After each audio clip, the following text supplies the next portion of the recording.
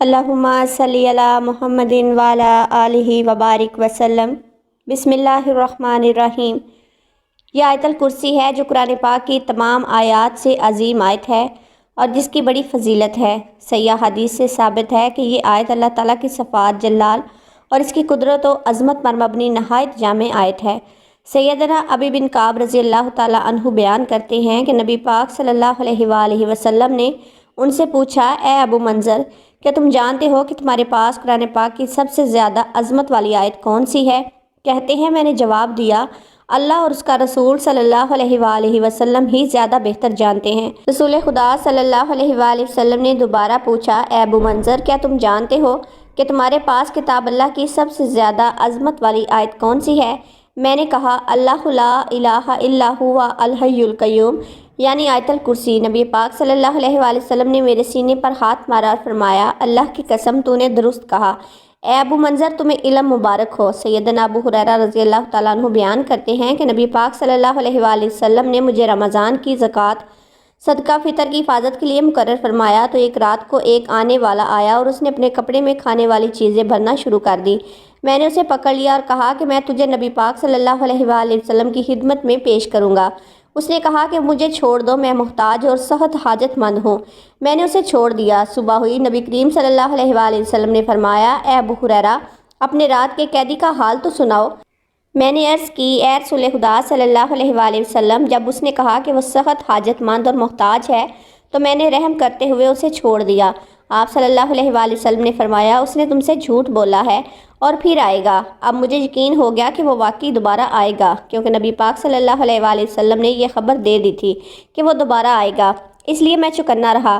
چنانچہ وہ آیا اور اس نے اپنے کپڑے میں کھانا بھرنا شروع کر دیا۔ میں نے اسے پکڑ لیا اور کہا کہ تجھے ضرور رسول خدا صلی اللہ علیہ وسلم کی خدمت میں پیش کروں گا۔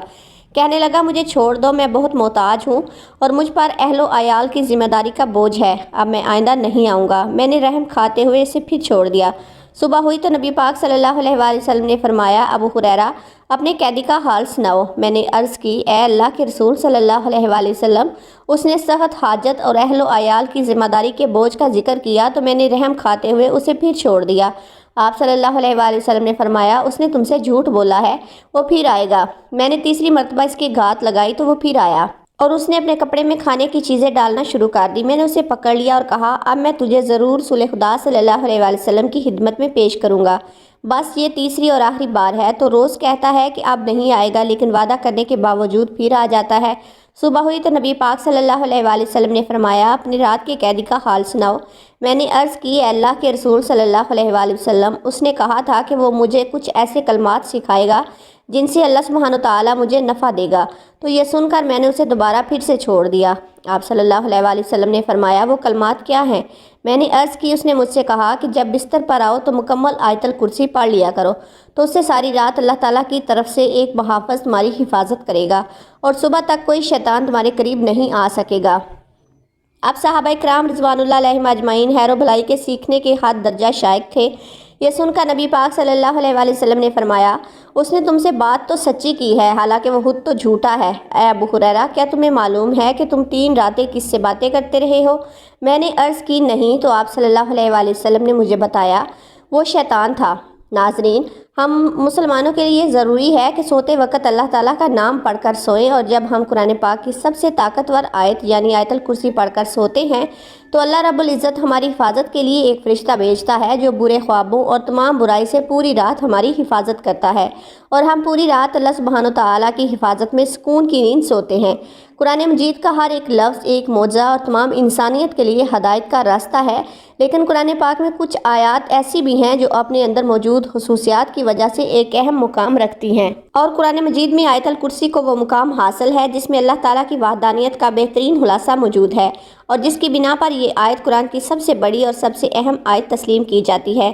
حضرت علی کرم اللہ وجہہ نے فرمایا کہ قرآن کی سردار آیت آیت الکرسی ہے۔ جب ہم اس آیت میں موجود مقصد کو تلاش کرتے ہیں تو ہمیں معلوم ہوتا ہے کہ اللہ تعالیٰ نے ہم پر کتنی نعمتیں نازل کی ہیں، تو ہمیں اللہ رب العزت کے سامنے سجدہ کر کے اس کا شکر ادا کرنا چاہیے۔ لیکن بعض دفعہ ہم اپنی مصروف زندگی میں اس قدر کھو جاتے ہیں کہ ہم اپنے ارد گرد اللہ تعالیٰ کی نعمتوں کو نظر انداز کر دیتے ہیں، لیکن کہیں نہ کہیں ہمیں نہ ہمارے ناشکر دل کے اندر یہ خالی پن محسوس ہونے لگتا ہے کہ ہم جو کچھ بھی کر رہے ہیں یہ اللہ تعالیٰ کے حکم اور اللہ کے فضل کے بغیر ممکن نہیں، تو ہم اس کا شکر کیوں نہیں ادا کرتے؟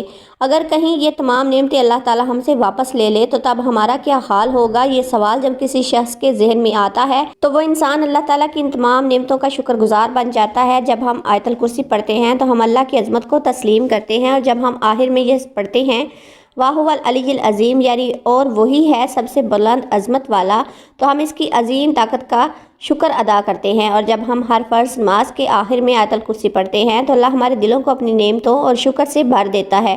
حدیث پاک میں آیت الکرسی کو قرآن مجید کی سب سے افضل آیت قرار دیا گیا۔ بچپن سے لے کر اب تک دن میں کئی مرتبہ ہم اسے پڑھتے ہیں، گھر سے نکلتے وقت، گھر میں داخل ہوتے وقت، سفر میں کسی بھی مشکل یا مصیبت میں، لیکن اس کے معنی سے ناواقف ہوتے ہیں۔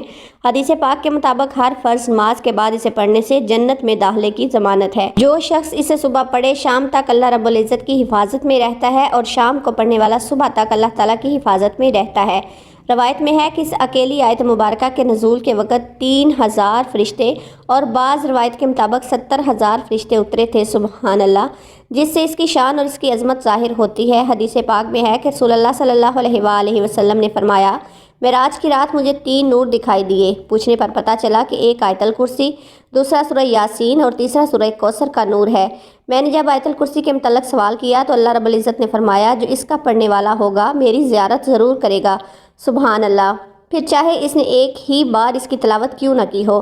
حضرت علی کرم اللہ وجہہ سے مروی ہے کہ رسول اللہ خدا صلی اللہ علیہ وآلہ وسلم نے فرمایا، جس نے اپنے گھر میں آیت الکرسی تلاوت کی تو 30 دن تک اس کے گھر میں شیطان نہیں آ سکتا، اور 40 دن تک جادوگر کا جادو اثر نہیں ہو سکتا۔ آیت الکرسی کی پہلی آیت کا اہتمام اللہ کے 2 خوبصورت ناموں پر ہوتا ہے، یعنی وہ ذات جو خود اپنے بل پر قائم اور سب کو قائم رکھنے والی اور سب کو سنبھالنے والی ہے۔ اب حیران کن بات یہ ہے کہ پہلی آیت کے پہلے جملے کا اس کے آخری جملے کے ساتھ ایک گہرا تعلق ہے۔ اس آیت کے آخری جملے میں پھر سے اللہ تعالیٰ کے 2 نام آئے ہیں جو اس طرح ہیں، واہ العلی العظیم، اور وہی ہے سب سے بلند عظمت والا۔ اس آیت کے دوسرے جملے میں اللہ فرماتا ہے، نہ اس کو اونگ آتی ہے نہ نیند، تمام مخلوقات وقت کے ساتھ سست پڑ جاتی ہیں، آرام مانگتے ہیں، نیند چاہتے ہیں، سوئے بغیر رہ نہیں سکتے، اور نیند موت کی ہی ایک شکل ہے۔ اس لیے اس آیت کے اس حصے میں ذکر ہے کہ وہ ذات طاقت کا سرچشمہ، ہر لحاظ سے مکمل اور اپنی مخلوق کی نگہبانی فرمانے والا، اپنی مخلوقات کے ہر ذرے سے باخبر ہے۔ اب اس آیت کی 8ویں جملے میں دیکھیں کہ اللہ کیا فرما رہا ہے، اور اسے زمین و آسمان کی حفاظت تھکاتی نہیں ہے۔ اس آیت کا دوسرا جملہ اصل میں اس کے 8ویں جملے کے ساتھ جڑا ہوا ہے، جس میں اللہ یہی فرماتا ہے کہ نیند اور آرام اس کی پیدا کردہ مخلوق کے لیے ہے، اور اللہ نہ سوتا ہے اور نہ اسے اونگ آتی ہے۔ اب تیسرے جملے میں ذکر ہے، جو آسمانوں میں ہے اور جو کچھ زمینوں میں ہے سب کچھ اسی کا ہے۔ اس آیت میں اللہ تعالیٰ فرماتا ہے کہ جو کچھ آسمانوں میں ہے اور جو کچھ زمین میں ہے سب کچھ اسی کا ہے، یعنی وہ ہر چیز کا جو اس نے پیدا کی ہے اس کا مالک ہے۔ اب اس آیت کے 7ویں جملے میں اللہ تعالیٰ فرماتا ہے، اس کی کرسی میں سب آسمانوں اور زمین سمائے ہوئے ہیں۔ جب اللہ اپنی کرسی کی بات کر رہا ہے تو مطلب کہ وہ اپنی بادشاہت کی بات کر رہا ہے۔ پھر چوتھے جملے میں اللہ فرماتا ہے، کون ہے جو اس کے سامنے اس کی اجازت کے بغیر کسی کی سفارش کر سکے۔ پھر چھٹے جملے میں فرماتا ہے، اور وہ اس کے علم میں کسی بھی چیز کا احاطہ نہیں کر سکتے ہیں لیکن جتنا وہ چاہے۔ اب چوتھا اور چھٹا جملہ ایک دوسرے کے ساتھ منسلک ہے، یعنی پہلا جملہ اور دوسرا، 8واں جملہ تیسرا اور 7واں جملہ چوتھا اور چھٹا جملہ ایک دوسرے سے منسلک ہیں۔ تو باقی کون سا جملہ رہ جاتا ہے؟ تو وہ جملہ نمبر 5 ہے، جس میں اللہ تعالیٰ فرماتا ہے، اللہ جانتا ہے جو ان سے پہلے ہو چکا ہے اور جو ان کے بعد ہونے والا ہے۔ یہ جملہ اس آیت کے بالکل درمیان میں ہے، جس سے پہلے اور جس کے بعد جو کچھ بھی ہے اللہ نے بیان فرمایا۔ اس کے بارے میں اس 5ویں جملے میں فرمایا کہ وہ سب جانتا ہے اور اس سے کچھ بھی چھپا ہوا نہیں ہے۔ اب اللہ کے سوا کون ایسا کہہ سکتا ہے؟ بے شک قرآن اللہ رب العزت کے الفاظ ہیں، جس کی ایک ایک آیت ہمارے لیے ہدایت کا راستہ ہے۔ اللہ تعالیٰ ہم سب کو قرآن پاک سمجھ کر پڑھنے والا اور اس پر عمل کرنے والا بنائے، آمین۔ پیارے دوستو، آئیے اب جان لیتے ہیں آیت الکرسی کا اردو میں ترجمہ۔ بسم اللہ الرحمن الرحیم۔ اللہ کے سوا کوئی معبود نہیں، اللہ ہی ہمیشہ زندہ اور باقی رہنے والا ہے، نہ اس کو اونگ آتی ہے نہ نیند۔ جو بھی آسمانوں میں ہے اور جو بھی زمین میں ہے سب اللہ کا ہے۔ کون ہے جو بنا اللہ کی اجازت کے اس کی سفارش کر سکے؟ اللہ انہیں بھی جانتا ہے جو مخلوقات کے سامنے ہیں اور اسے بھی جو ان سے اوجھل ہے۔ بندے اس کے علم کا ذرا بھی احاطہ نہیں کر سکتے سوائے ان باتوں کے علم کے جو خود اللہ دینا چاہے۔ اس کی حکومت یعنی کرسی زمین اور آسمان کو گھیرے ہوئے ہے۔ زمین و آسمان کی حفاظت اس پر کچھ بھی دشوار نہیں، وہ بلند اور عظیم ذات ہے۔ پیارے دوستو، آیت الکرسی پڑھنے والے کو ہمیشہ جنت نصیب ہوتی ہے۔ آیت الکرسی پڑھنے والا ہمیشہ بری چیزوں سے محفوظ رہتا ہے۔ آیت الکرسی کو پڑھنے سے گھر میں برکت ہوتی ہے۔ اگر گھر میں آیت الکرسی لکھی ہو تو اللہ اس گھر کو محفوظ رکھتا ہے۔ حضور صلی اللہ علیہ وآلہ وسلم نے فرمایا، جو شخص فرض نماز کے بعد آیت الکرسی پڑھے گا اسے جنت جانے سے کوئی نہیں روک پائے گا، اور وہ انسان دنیا کی برائیوں سے دور رہتا ہے، اور اللہ اسے برے کاموں کو کرنے سے بچاتا ہے، اور نیک کاموں کی طرف اللہ اس کے قدم بڑھاتا ہے۔ جس گھر میں کوئی شخص آیت الکرسی کو پڑھتا ہے تو پڑھنے والے کو، اس گھر میں رہنے والے کو اللہ تعالیٰ اپنی پناہ میں رکھتا ہے۔ آیت الکرسی جس گھر میں پڑھی جاتی ہے اس گھر کو شیطان اور بری چیزیں چھوڑ دیتی ہیں، اور اللہ کے بھیجے ہوئے فرشتے وہاں رہتے ہیں۔